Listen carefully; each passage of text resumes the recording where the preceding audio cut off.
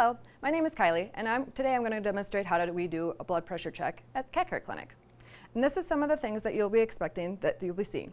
We always recommend getting everything ready prior to doing the collection. So things that we rec is like, so there's two different types of blood pressure cuffs. We always measure to make sure that we're using the appropriate cuff.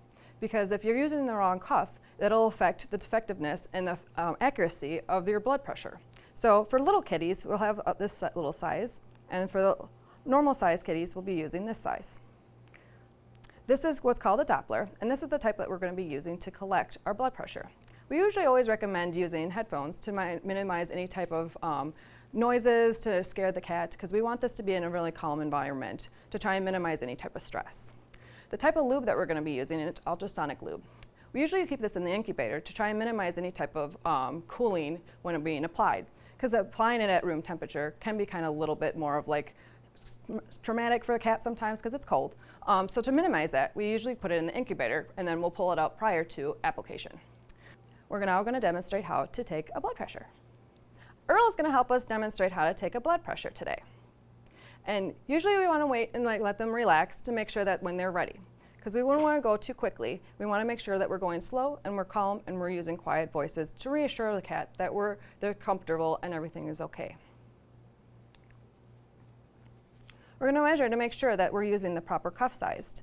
So this would be the appropriate cuff size that we would want to use for Earl. We're going to apply the cuff between the elbow and the end of the paw. And when you apply it, you want it to be snug, but not too tight.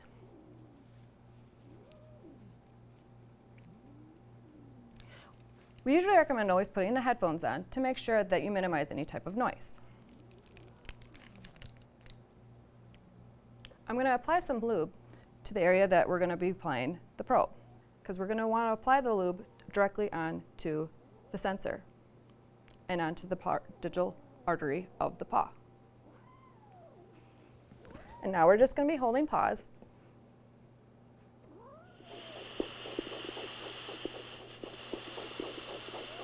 And right now I'm listening, waiting to hear the blood flow. Once I hear the blood flow, I'm going to slowly inflate the cuff.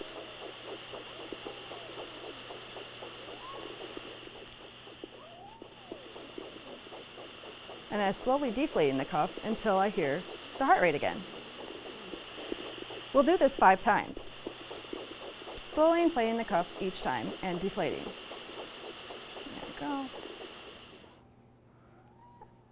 And we'll gently wipe off the excess lube and retake off the cuff. There we go. And then we'll take the average of the blood pressures so we can get the most accurate blood pressure out of the 5, so that we know exactly what blood pressure his was. Thank you, Earl, for demonstrating a blood pressure and how to collect it.